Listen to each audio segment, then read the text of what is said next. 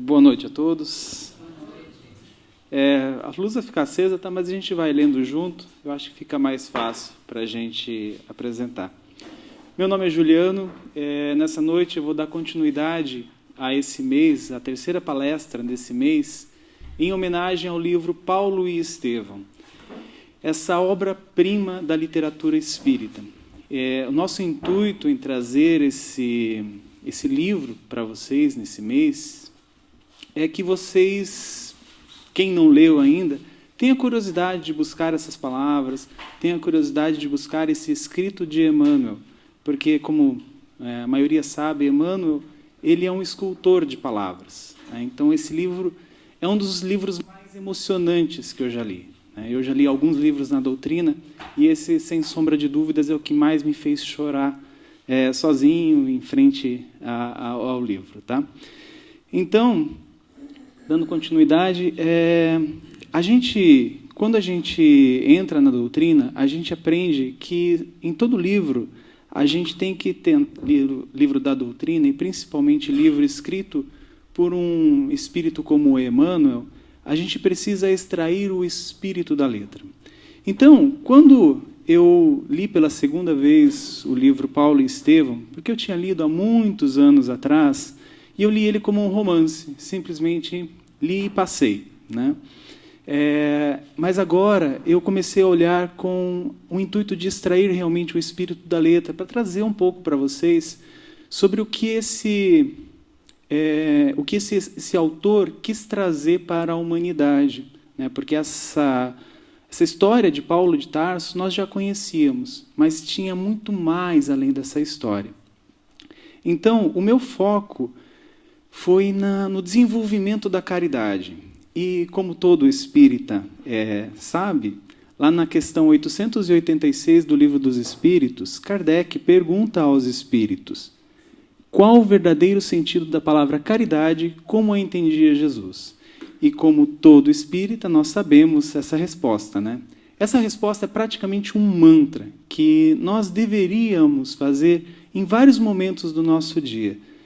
Os espíritas podem me acompanhar. O que é a caridade como entendia Jesus? Benevolência para com todos, indulgência para as imperfeições dos outros e o perdão das ofensas. O amor e a caridade são o complemento da lei de justiça, pois amar ao próximo é fazer-lhe todo o bem que nos seja possível e que desejáramos que nos fosse feito. Tal o sentido dessas palavras de Jesus: amai-vos uns aos outros como irmãos. Quando os espíritos falam aqui que a caridade, o amor e a caridade são um complemento da lei de justiça, quando a gente vai lá no Livro dos Espíritos, nós temos o que se chama lei natural. E existe uma lei que é chamada lei de justiça, amor e caridade. Então, não se tem justiça sem o amor e a caridade. Não se tem amor sem a justiça e a caridade. E não se tem caridade sem justiça e o amor. Então, por isso que Jesus coloca isso como um complemento a essa lei. E amai-vos uns aos outros como irmãos é o maior mandamento. Sim, o maior mandamento é amar a Deus sobre todas as coisas, mas o segundo, que é tão importante quanto este, é ama o teu próximo como a ti mesmo. Por isso, esse desenvolvimento da caridade, por isso esse mantra que eu falei que nós deveríamos fazer a todo momento, nós deveríamos sim fazer a todo momento da nossa vida. Benevolência para com todos, indulgência para com as imperfeições dos outros e o perdão das ofensas. Bom, nessa noite nós vamos trazer o início da segunda parte do livro, que são os 5 primeiros capítulos. Existem muitas histórias, existem muitas lições nesses capítulos. Não tem como eu trazer tudo em 45 minutos, que é a nossa proposta nessa noite. Então, eu selecionei alguns pontos interessantes e alguns ensinamentos importantes na minha visão, no meu entendimento. Então, é claro, quando vocês lerem o livro, vocês vão extrair muito mais. Mas a gente vai tentar analisar junto alguns pontos que eu estou trazendo nessa noite. Tá? Então, na continuidade daquilo que os 2 palestrantes trouxeram nas 2 semanas anteriores, né, Saulo de Tarso estava chegando a Damasco, quando Jesus apareceu às portas de Damasco, né? Então, Saulo chega a Damasco. E nesse momento, Saulo estava cego. Ele tinha 3 servos o acompanhando quando Jesus apareceu para ele. Logo depois disso, 2 servos voltaram para Jerusalém e um servo o acompanhou até Damasco, porque ficou compadecido com a situação dele. Afinal de contas, ele estava cego. Nesse instante, quando eles chegam a Damasco, o Saulo pergunta para o seu servo: você sabe onde fica a casa de Sadoc? Sadoc era um amigo de infância de Saulo de Tarso, que residia em Damasco. Ele falou: eu sei sim, Senhor. E aí ele me leve até lá. E eles foram até a casa de Sadoc. Chegando lá, Saulo falou assim: olha, eu não posso entrar lá e conversar com Sadoc desse jeito que eu estou cego, né? Vá até ele, fala que eu preciso vê-lo, preciso falar com ele, e aí depois você venha me chamar. Esse servo foi, e ele contou tudo o que estava acontecendo, o que aconteceu, que derrubou o Saulo de Tarso do camelo, que apareceu Jesus, que Saulo estava totalmente mudado, estava falando de Jesus, falando do Mestre. E aí Sadoc faz uma observação. Ele fala assim, o que me conta é quase inverossímil. Entretanto, em tais circunstâncias, torna-se impossível acolher-o aqui. Desde anteontem tenho a casa cheia de amigos importantes e recém-chegados de Citium para uma boa reunião na sinagoga, no sábado próximo. Cá por mim, suponho que Saulo se perturbou inesperadamente e não quero expô-lo a juízos e comentários menos dignos, lembrando que Sadoc era amigo de infância de Saulo. Então, ele falou, olha, vai lá e fala que eu não estava aqui. Fala para o Saulo que eu não estava. E aí o servo vai até Saulo. E ele fala isso exatamente. Olha, o Sadoc não tinha ninguém, só tinha os servos dele lá. Aí Saulo fala assim, mas será possível? Porque eu ouvi a voz do Sadoc agora há pouco. Né? Será que além da visão eu perdi, a audição também me foi afetada? Aí o servo compadecido falou, não é isso. Sadoc explicou exatamente isso que eu acabei de ler para vocês. E aí Saulo, eu compreendo, eu acredito que se eu estivesse no lugar dele, faria a mesma coisa. E aí Sadoc tinha indicado para o servo para eles irem até uma pousada próxima, que ele iria visitar Saulo. E aí o servo leva Saulo de Tarso até essa pousada, a pousada de Judas, e o deixa lá. E aí fala assim, olha, Saulo, eu preciso voltar para Jerusalém, porque esse emprego, né, esse serviço, era só para te trazer até Damasco e voltar para Jerusalém. Porque eu tenho coisas, a minha família está de mudança de Jerusalém, eu preciso voltar. Mas me dói o coração te deixar desse jeito. E aí Saulo fala assim para ele, não, vá tranquilo, você pode ir. Por quê? Porque Jesus tinha me falado que enviaria o que fosse necessário para mim quando eu entrasse em Damasco. Então, a confiança de Saulo já estava se manifestando em seu coração. E aí, nesse momento, né, o servo volta a Jerusalém e Saulo agora estava só. No véu espesso das sombras, podia entregar-se às suas meditações mais profundas e tristes. Nesse momento, Saulo já estava sozinho, lá numa cidade, cego, né, lembrando que ele estava cego, e uma cidade que não era, assim, ele conhecia a cidade, mas ele não era alguém que pudesse andar por ali tranquilamente, estando cego. Mas, nesse instante, Emmanuel relata algo muito interessante, a cegueira de nós mesmos. Esse é um título que eu coloquei, porque muitas vezes nós estamos cegos, vendo. Nós temos o dom da visão, mas nós estamos cegos. Quando isso acontece? Nesse instante aqui.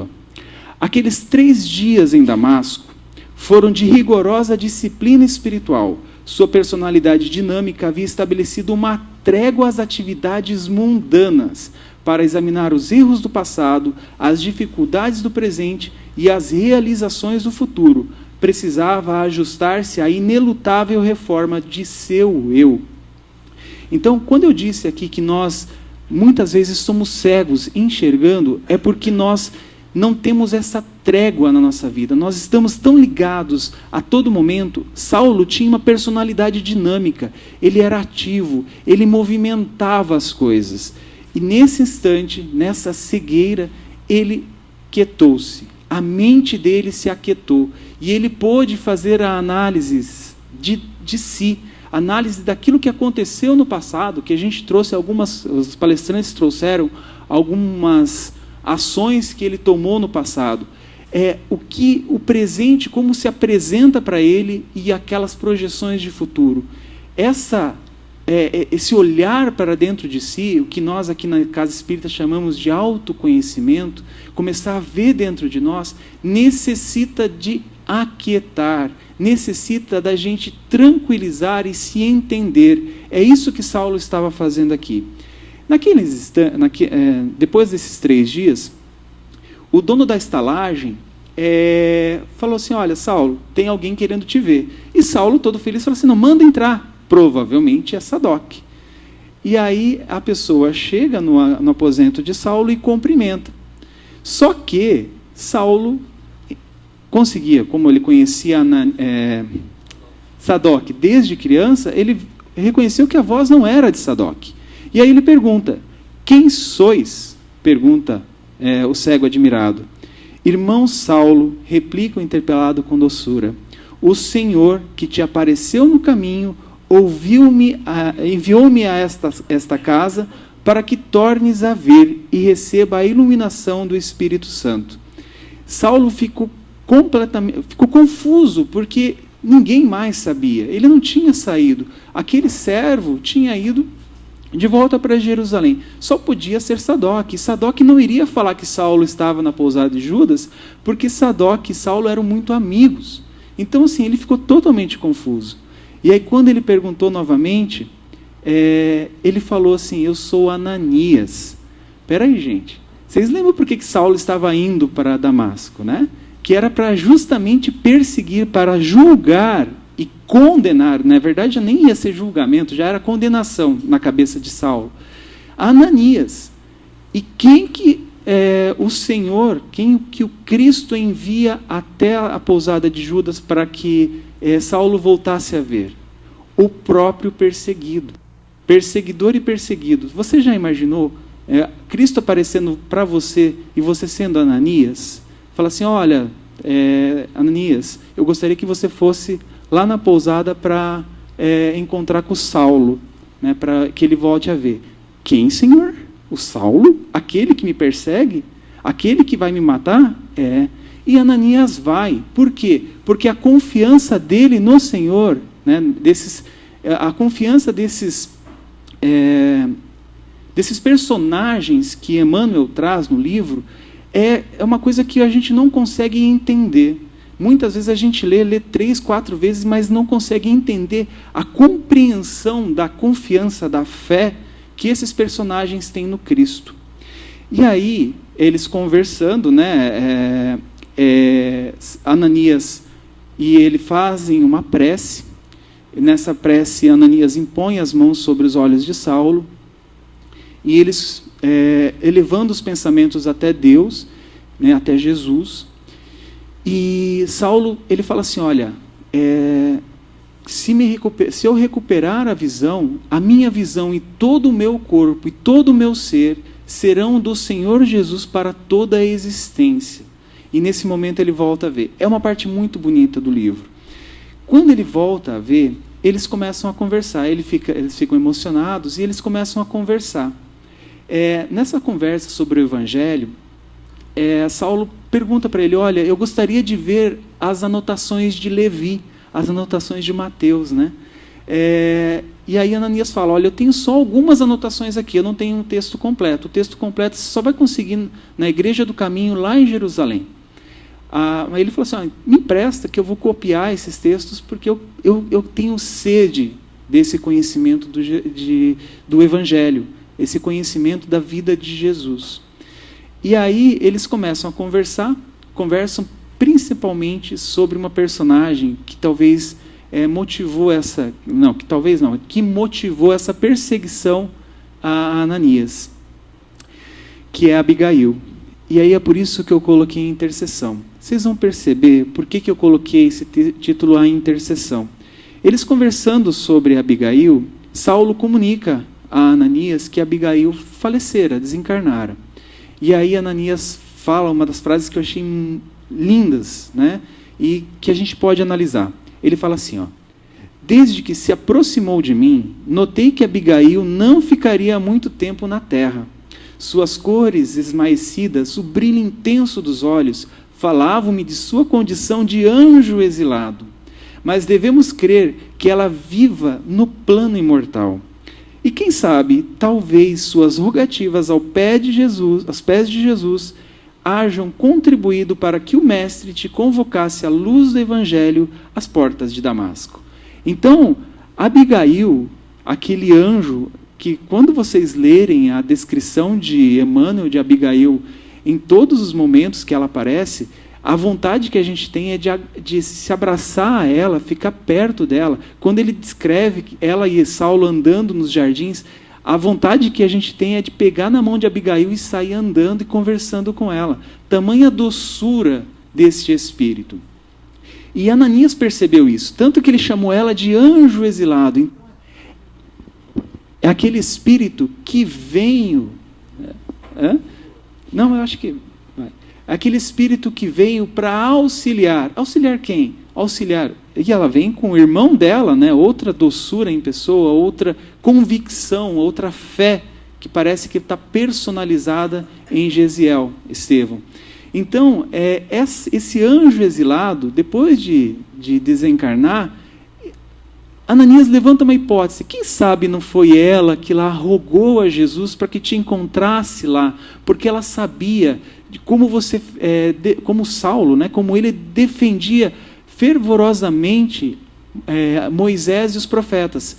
E aí, quando conhecesse Jesus, ela sabia que ele iria agir da mesma forma, que ele compreenderia a verdade. Talvez foi por isso que nós temos um Saulo de Tarso aqui, né? Existem várias hipóteses, mas com a intercessão, a ajuda de Abigail, podemos ter esse grande apóstolo dos gentios, né?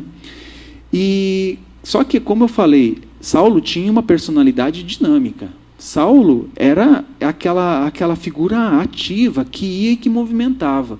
E ele falou assim: olha, beleza, Ananias, eu estou pensando em sábado que vem, lá na sinagoga, pregar as verdades do Cristo.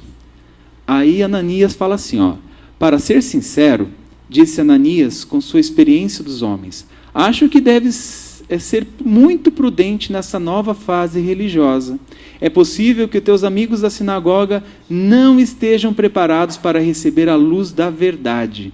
A má-fé tem sempre caminhos para tentar a confusão do que é puro. Então, Ananias falou, olha, pondera, né? Você quer ir lá conversar? Vai lá, só não fala assim, Jesus é maior que Moisés, né? Porque senão vai dar problema. E foi isso que ele fez, foi lá e falou que Jesus era maior que Moisés. Mas, aí, o que a gente consegue perceber na resposta de Saulo a Ananias? Ele fala assim, é por isso que eu coloquei aqui como construindo os alicerces da caridade. A base já estava feita, Jesus já aparecera, Jesus já se revelara, Jesus já revelara, através de Ananias, o perdão, a indulgência. E aí aqui se constrói o alicerce da caridade, a minha visão, onde Saulo fala isso para Ananias.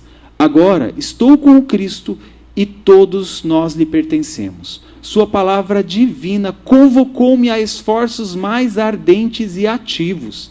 Gente, um Saulo de Tarso sendo convocado a trabalhar mais. O que esse homem já trabalhava para defender a lei e os profetas. E foi convocado a trabalhar mais. Aos que me compreenderem, devo, naturalmente, a gratidão mais sagrada. Entretanto, para os que não possam entender, guardarei a melhor atitude de serenidade, considerando que o próprio Messias foi levado à cruz. Gente, isso em 3 dias de meditação lá na pousada de Judas, o homem já chegou nessas conclusões. E a gente está há alguns anos aqui na doutrina e a gente ainda não conseguiu chegar perto. Mas então, esse homem foi chamado a esforços mais ardentes e ativos. E ele preservaria para aquelas pessoas que não o compreendessem a melhor atitude de serenidade, coisa que ele não fazia quando ele era Saulo de Tarso. Lembrando aquele discurso de Estevão e aquela afronta que ele sentiu na presença de Estevão, né? E aí, Saulo vai ao templo de Damasco, Saulo vai ao Sinédrio. É claro que ele chega lá, ele encontra Sadoc vai até ele e fala assim, então, eu achei que você estava perturbado, mas que bom que você não está, e não sei o quê. E aí ele fala, não, eu vim aqui pelo Cristo, eu vim trazer a mensagem do Evangelho. Aí Sadoc, né, vocês já podem imaginar o que ele falou. Você está maluco, você está louco, você não vai falar. Só que Saulo era um dos doutores da lei do Sinédrio. Então ninguém naquele templo, naquela sinagoga, conseguiria impedi-lo de falar, por causa da posição que ele ocupava. Então é claro que ele ocupou a tribuna. E é claro que ele falou que Jesus era maior que Moisés. E é claro que todo mundo queria apedrejar, queria matar, queria açoitar, queria, enfim, começaram a falar blasfemo, traidor de Moisés, traidor dos profetas, enfim. A sinagoga quase veio abaixo. Aí ele conseguiu acalmar todo mundo lá, conseguiu acalmar a galera, e ele, eu tirei uma parte do discurso dele que eu achei a mais interessante, né? Ele fala assim, ó, varejei lares sagrados, encarcerei mulheres e crianças, submeti a alguns à pena de morte, ocasionei um vasto do êxodo das massas operárias que trabalhavam pacificamente na cidade para o seu progresso. Gente, isso aqui tudo ele via quando ele era Saulo, mas o orgulho e a vaidade falavam mais alto. Então ele simplesmente esquecia de tudo isso, porque 3 dias analisando o seu passado, ele conseguiu perceber isso claramente. Criei para todos os espíritos mais sinceros um regime de sombras e terrores. Imagina, só falava o nome de Saulo, aqueles seguidores do Cristo já tremiam, já no caso, empalideciam, quase desmaiavam, só de ouvir o nome de Saulo de Tarso. Fiz tudo isso na falsa suposição de defender a Deus, como se o Pai Supremo necessitasse de míseros defensores. Opa, passei? Desculpa, gente. Aqui. Como se o Pai Supremo necessitasse de míseros defensores. Isso é algo que realmente mexeu comigo, porque quantas pessoas a gente vê que são aqueles que se propõem a defender a Deus, se propõem a defender a verdade, se propõem a defender os ensinamentos verdadeiros. Como se Deus, o Pai, Criador do universo e de todos nós, criaturas, precisasse de um mísero defensor. A gente tem que raciocinar isso. Quando Kardec traz a fé raciocinada, é isso que a gente tem que fazer. Saulo começou a fazer isso. O Pai não precisa de defensores. O Pai precisa que nós mudemos a nós mesmos. E muitas outras coisas alinhadas com a lei de amor, justiça e caridade. E aí, é claro que, novamente, a sinagoga quase veio abaixo. Apedrejem, matem, né, açoite, tudo isso para cima de Saulo. E aí um dos levitas mais antigos da sinagoga levanta, fala assim, calma aí, galera, vamos recitar... Desculpa, ele não falou calma aí, galera, tá? Mas ele falou assim, vamos acalmar, vamos recitar um salmo, um cântico dos salmos, para a gente refletir. E é isso que ele faz. Ele pega lá os salmos de Salomão e... Isso, de Davi. E fala na sinagoga. Depois dele ter feito o salmo, ele fala assim, gente, agora sim, ele fala, na verdade eu não vou falar gente, né? Vamos fazer isso aqui, ó. Ele falou o seguinte, outra for o tribuno, apedrejá-lo-íamos sem pestanejar, mas com este antigo colega, os processos devem ser outros. Então, se fosse qualquer outra pessoa com cargo um pouquinho mais abaixo, ele seria apedrejado ali mesmo, na sinagoga. Mas, como era Saulo de Tarso, um doutor da lei, discípulo de Gamaliel, a maneira como a gente vai tratar aqui vai ser outra. Claro que todo mundo fez tom de deboche, todo mundo virou a cara para ele, né? E aí ele foi deixado de lado. Todo mundo saiu da sinagoga e Saulo sentou-se em um banco tosco e chorou. Saulo sentou-se num banco tosco e chorou, convicto do jeito que ele estava, ativo naquela personalidade dinâmica, ele sentou e chorou. Mas por quê? Era a luta entre a vaidade de outros tempos e a renúncia de si mesmo que começava. Começou a renúncia dele mesmo nesse instante. E aí ele vai até Ananias, fala o que aconteceu, e fala desse sofrimento que ele estava sentindo, né, dentro dele, dessa a vaidade e esse novo homem dentro dele. E Ananias fala o seguinte: quando haja sofrido mais, terá apurado a compreensão dos homens e das coisas. Só a dor nos ensina a ser humanos. É preciso morrer para o mundo para que o Cristo viva em nós. Então, Ananias estava mostrando para ele que essa nova fase de renúncia é a fase de transformação, a fase em que ele vai se transformar pouco a pouco. E agora, a gente já indo para o segundo capítulo, tomara que dê tempo para eu terminar os 5, né, o tecelão. Tomara, vamos tentar, eu vou correr aqui. O Saulo de Tarso, ele era um judeu. Então, todo judeu, ele aprende logo de criança um ofício. E ele aprendeu o ofício de tecelão. O nome desse capítulo é o tecelão. Depois dali, Ananias sabia que a situação dele, depois daquela apresentação na sinagoga, não seria das melhores. Tanto que ele aconselha a Saulo a sair da cidade. E Saulo decide ir visitar o seu antigo mestre, Gamaliel. E ele vai, sabia que Gamaliel estaria na cidade de Palmira. Ele vai lá, encontra Gamaliel, e Gamaliel, ele já tinha recebido os escritos, né, os manuscritos, as cópias dos escritos de Levi, de Mateus, do próprio Simão Pedro. E ele pega essas escrituras e estuda e fica fascinado com os ensinos do Evangelho. E ele presenteia Saulo com essas escrituras, né, com essas cópias, porque ele fala que ele já está na beira da morte, ele já está indo, também está sendo considerado como louco, tanto que a família dele afastou ele, não tem mais o convívio social na família, nos amigos. Gamaliel está morando numa casinha separada, né? E aí ele fala assim para Saulo: a lição do mestre é grande demais para que seus discípulos estejam à espera de dominações políticas ou de altas expressões financeiras em seu nome. Se ele, que era puro e inimitável por excelência, andou entre os sofrimentos e incompreensões nesse mundo, não é justo aguardemos repouso e vida fácil em nossa miserável condição de pecadores. Então aqui Gamaliel está ensinando, está falando para ele que ele vai encontrar dificuldades, porque é isso que os seguidores do Cristo estavam encontrando no caminho. E também, quando mexe com aqueles sentimentos, vaidade, orgulho, egoísmo, a gente vai ter que trabalhar duro, porque esses sentimentos não são fáceis de serem compreendidos e trabalhados.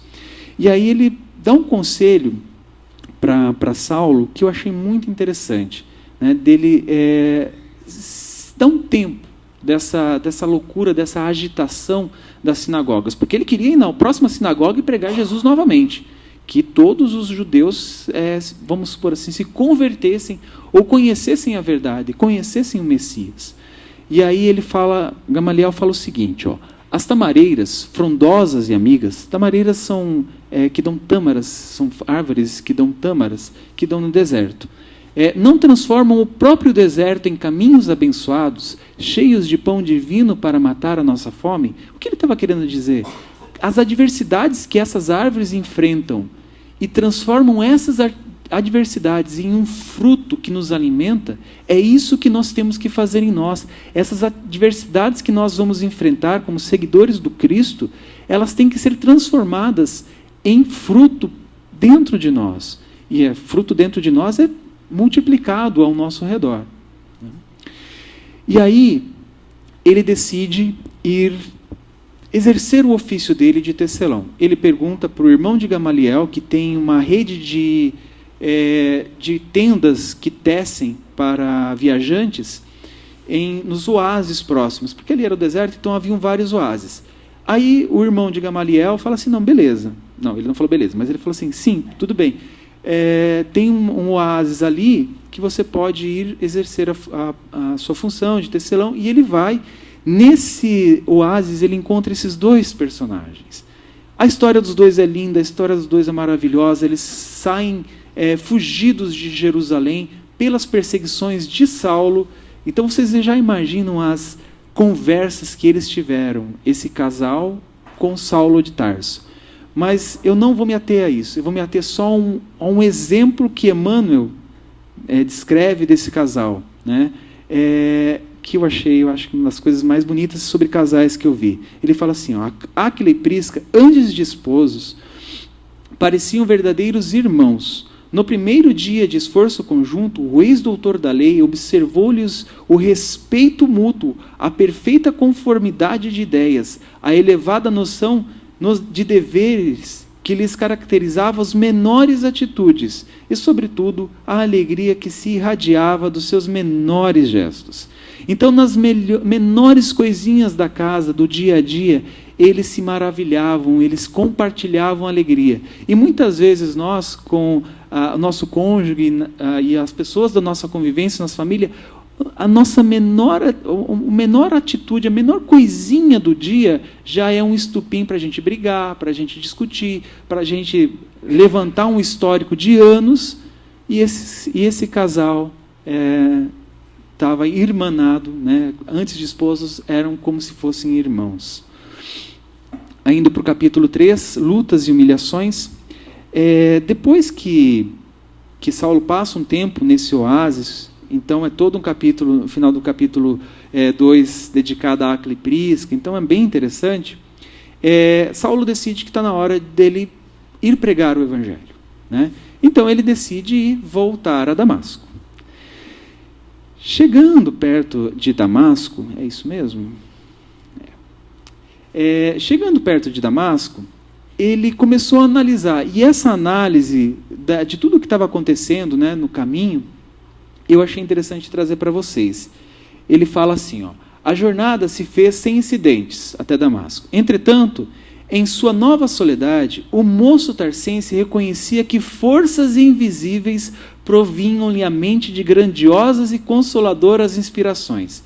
É claro, passou um tempão lá com Áquila e Prisca, que também eram seguidores do Cristo, lendo o Evangelho, interpretando o Evangelho, conversando, é óbvio que ele vai receber grandiosas e consoladoras inspirações. Só que não era só isso.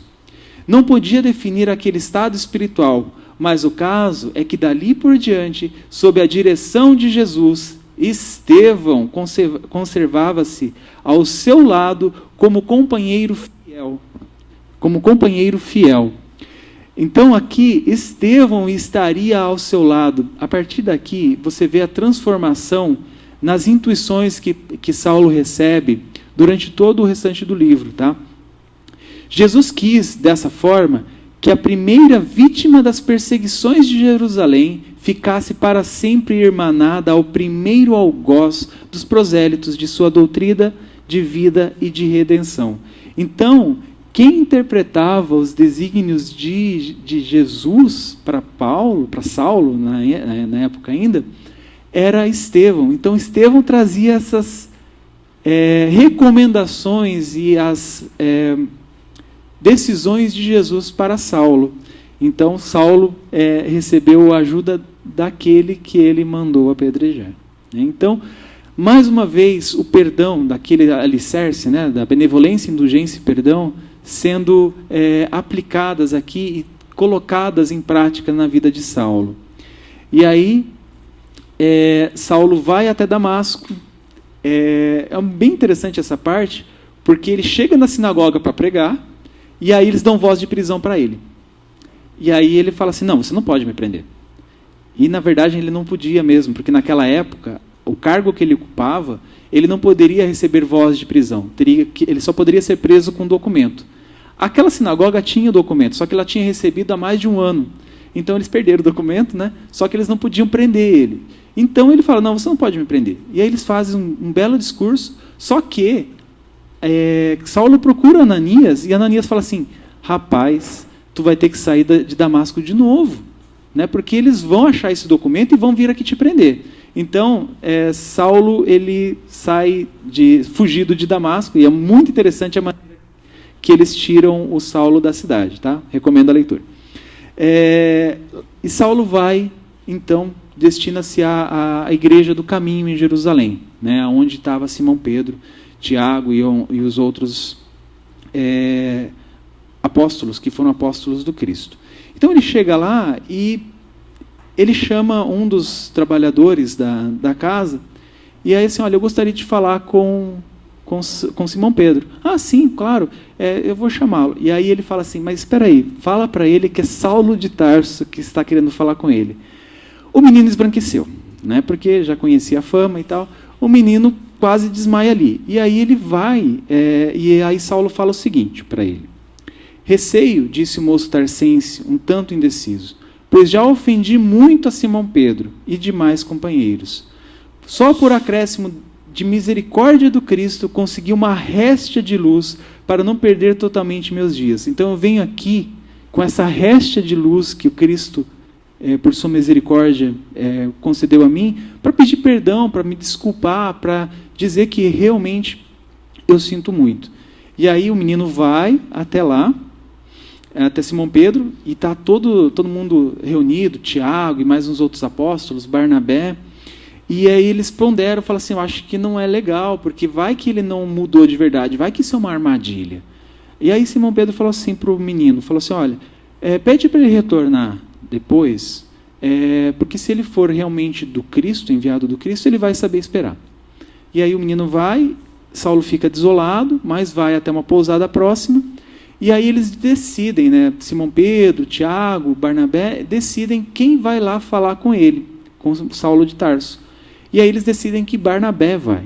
Então Barnabé vai até a pousada onde estava o Saulo, e aí Barnabé se convence, né, que Saulo realmente se transformou, e aí Saulo, é claro que entra em prantos, fala o tanto que ele errou, e aí Barnabé fala o seguinte, ora essa, exclamou Barnabé, batendo-lhe no ombro com bonomia, quem não terá errado nessa vida? Se Jesus nos tem valido a todos, não é porque mereçamos, mas pela necessidade de nossa condição de pecadores. Então, isso é um recado para nós, trabalhadores do Cristo. A gente não está na casa espírita sendo um trabalhador, sendo um voluntário, porque a gente merece, mas sim pela misericórdia na nossa condição de pecadores, nos nossos erros do passado. Então é isso que Barnabé, essa compreensão que ele traz para Paulo. E aí ele vai, convidado para a Igreja do Caminho, ele fica lá hospedado. Só que depois ele sente que ele precisa fazer algo mais. Aí ele deixa a Igreja do Caminho, em Jerusalém, e vai de encontro ao seu pai na carne mesmo. E aí chegando perto de Tarso, chegando na cidade de Tarso, ele encontra o pai dele, e o pai dele fala assim, nossa, que bom, vejo que estás bem, né? Me disseram, a notícia é que você tinha se perturbado, porque você ficava falando de um carpinteiro, não sei o que. Aí ele falou, não, Jesus é o Messias enviado a ele. Ah, não, você se perturbou mesmo. Aí ele é deserdado, né? O pai dele deserda ele, e aí ele é expulso de casa. E aí o pai envia umas moedas, um pouco de dinheiro para ele, né, através de um servo, para ele ir embora. E aí ele vai caminhando, meio que sem rumo, meio que sem destino, e Tauro, né, a caverna nos arredores do Tauro era uma região perto ali de Tarso. E aí ele vai nessa caverna para descansar, né, porque ele já estava andando há um tempo, estava triste, desolado, porque se sentia-se sozinho, desanimado, e aí uma das coisas mais bonitas do livro acontece. Os dois irmãos que voltavam a encorajá-lo, aproximaram-se com um generoso sorriso. E aí ele só ouve: levanta-te, Saulo, disse Estevão com profunda bondade. Que isso? Choras? Perguntou Abigail em tom belicoso. Estarias desalentado quando a tarefa apenas começa? Ele começou a fraquejar naquele instante, e Abigail aparece para ele e pergunta: nossa, a tarefa está começando e você já está desalentado? Aí ela fala assim: Saulo, não te detenhas no passado. Quem haverá no mundo isento de erros? Só Jesus foi puro. Então, quando a gente está desanimado, quando a gente está triste, a gente tem que entender isso, que só no mundo, só puro, só Jesus. De todos os espíritos que passaram aqui, Jesus foi o único puro. Então, por isso que ela vem trazer essa mensagem. E aí, Abigail dá um nobre aconselhamento para Saulo. Esse nobre aconselhamento é algo que a gente precisa analisar e incorporar em nossas vidas de cristão. Saulo, com aquelas dúvidas, com aquela melancolia, com aquela tristeza, com aqueles erros do passado, ele faz 4 perguntas para Abigail e ela responde: o que fazer para adquirir a compreensão perfeita dos desígnios do Cristo? O que eu faço para entender o que Cristo quer que eu exerça aqui na terra, que eu faça aqui na terra? E ela responde: ama, respondeu Abigail espontaneamente. E Saulo pergunta: como fazer para que a alma alcançasse tão elevada expressão de esforço com Jesus Cristo? Como eu vou me colocar junto àqueles amigos do Cristo, aqueles que atuam na seara do Cristo? Como eu vou estar junto deles? Como nós vamos estar junto desses amigos espirituais? Ela fala: trabalha, esclareceu a noiva amada, sorrindo bondosamente. Que providências adotar contra o desânimo destruidor? E ela fala: espera. Disse ela ainda, em um gesto de terna solicitude, como quem desejava esclarecer que a alma deve estar pronta para atender o programa divino em qualquer circunstância e livre de caprichos pessoais. Aqui, eu não consegui deixar de lembrar da mocidade espírita, que eu atuei por muito tempo. Às vezes eu olhava para os jovens que saíram da mocidade, não todos, tá? Tem uns aqui que se salvam, né Vitor Hugo? Mas eu olhava alguns jovens e eu pensava assim: poxa, a gente falou tanto do Cristo, falou tanto de alguns ensinamentos bons, e eles foram lá e fizeram justamente o contrário. E é aí que esse conselho vem para mim, Espera, a alma deve estar pronta para atender ao programa divino, em qualquer circunstância, livre daquilo que o dirigente de mocidade queria dela. Então, esse é um conselho que me marcou muito. E o último deles: como conciliar as grandiosas lições do Evangelho com a indiferença dos homens? E aí ela fala: perdoa. Como eu vou conciliar esses ensinamentos do Cristo, aquilo que eu aprendo aqui na casa espírita, com o dia a dia, com o mundo lá fora? Perdoa. Experimentando uma paz até então desconhecida, acreditou que renascia naquele momento para uma existência muito diversa. Singular serenidade tocava-lhe o espírito. Uma compreensão diferente felicitava-o para o reinício da jornada do mundo. Guardaria o lema de Abigail para sempre: o amor, o trabalho, a esperança e o perdão seriam seus companheiros inseparáveis. Aqui é interessante, o amor, o trabalho, a esperança e o perdão. Se nós, que nos dispomos a ser cristãos, se nós tivermos o amor, a esperança, o trabalho e o perdão dentro de nós, muitas coisas vão mudar em nossa vida. Então, vamos tentar também trazer o lema de Abigail para o nosso dia a dia, para a nossa vida. Em todas as circunstâncias, eu posso atuar com amor? Qual o trabalho que eu posso fazer aqui, que é o trabalho do Cristo?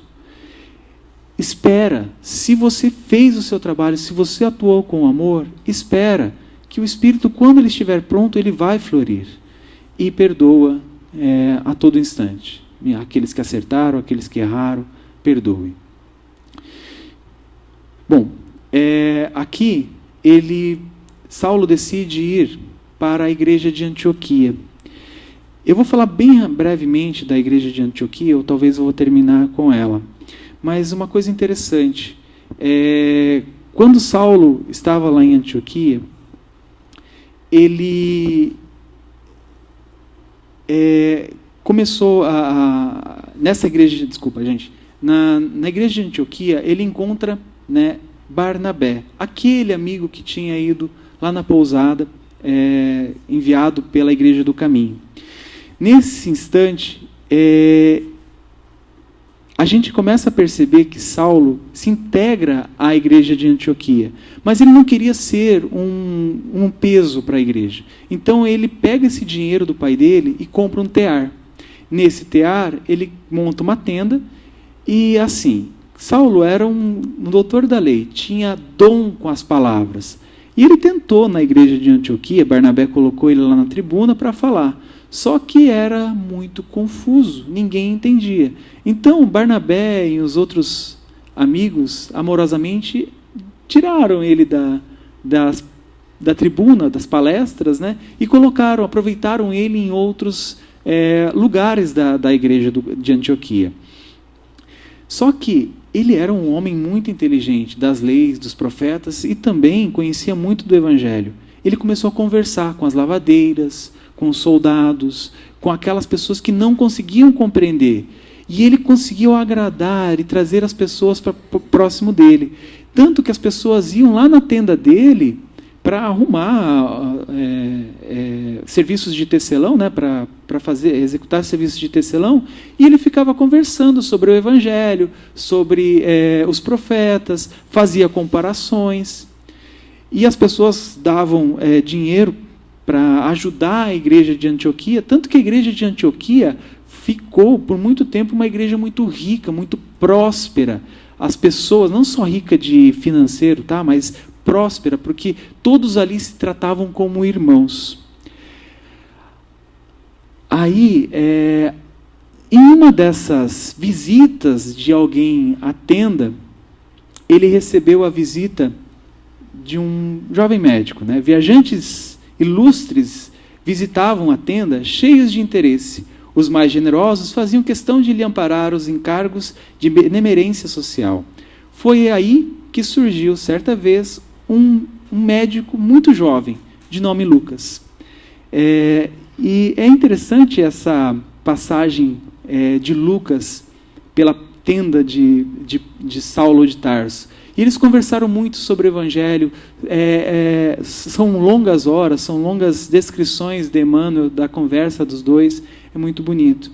Só que no último dia de Lucas, em Antioquia, quando ele ia partir no outro dia, ele tomou a tribuna para falar com as pessoas da igreja de Antioquia.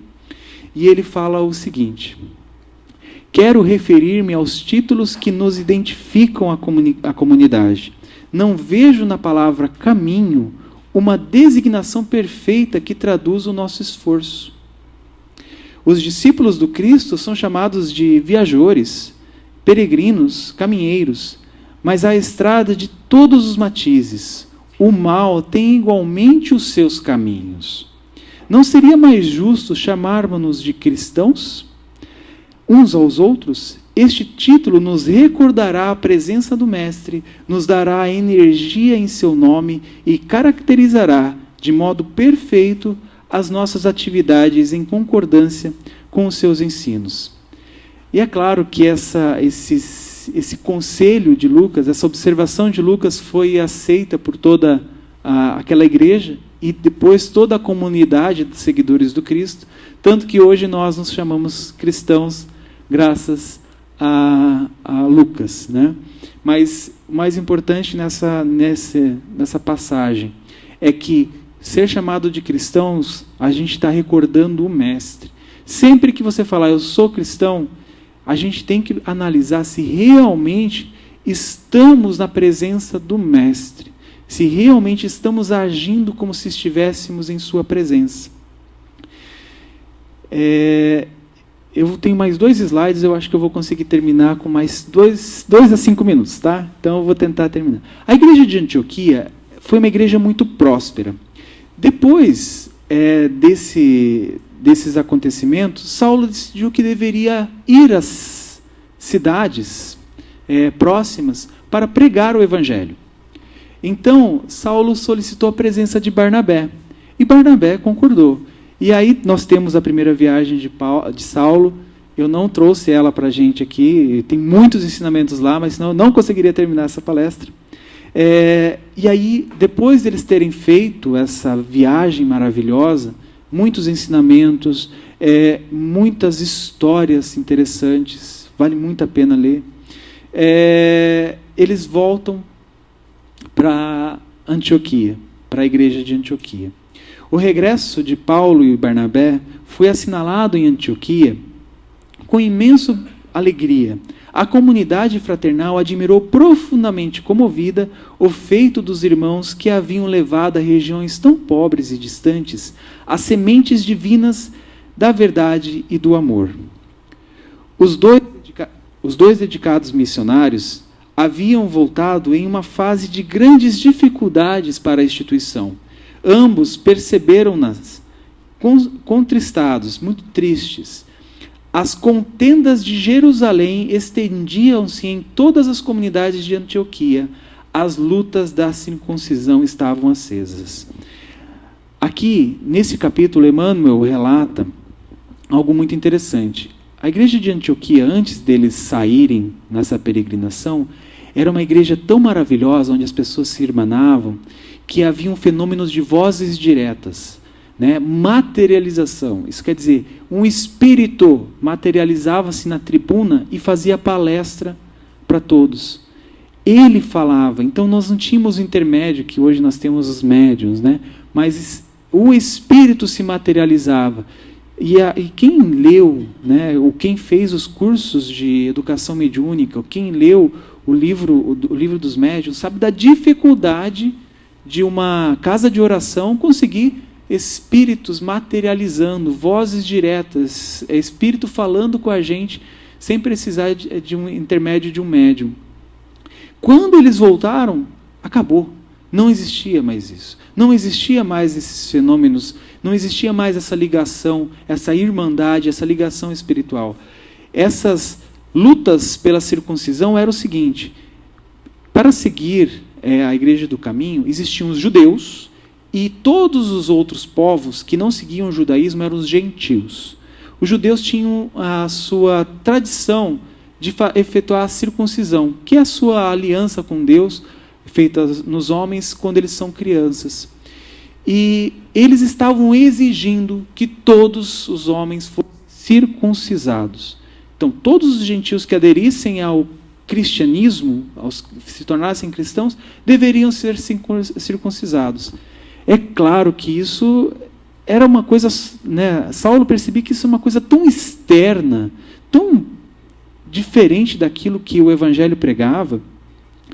E aí Saulo começa a falar, não, gente, espera aí, não é assim. E aí aquela briga entre gentios de um lado, judeus de outro. Aí eles chamaram Simão Pedro para Antioquia para resolver a situação. Simão Pedro foi até lá e não resolveu. Falou assim, olha, vamos fazer o seguinte, está acontecendo a mesma bagunça lá em Jerusalém. Vamos resolver isso numa assembleia. E aí eles vão a Jerusalém, fazem uma assembleia para decidir sobre a circuncisão. Um dos apoiadores da circuncisão era Tiago, apóstolo do Cristo. E ele e Saulo bateram, né, vamos colocar assim, bateram de frente, começaram a defender seu ponto de vista. Só que aquilo não tinha fim.